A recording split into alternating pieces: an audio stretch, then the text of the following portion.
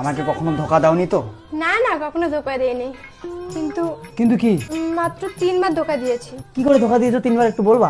দেখো, ধোকাগুলো কিন্তু তোমার জন্য আমি দিয়েছি। কেন করে? একদিন তুমি অনলাইনে অর্ডার করেছিলে না দাড়ি চাচা মেশিন, হ্যাঁ। তো ওই ডেলিভারি বয় এসেছিল, সেদিন বাড়িতে তুমিও ছিলে না, টাকাও ছিল না। ওটা তো তোমার পছন্দের জিনিস, আমার তো নিতেই হবে তাই না? তো ফ্রিতে নেওয়ার জন্য আমি ডেলিভারি বয়ের সঙ্গে এক রাত শুয়েছিলাম।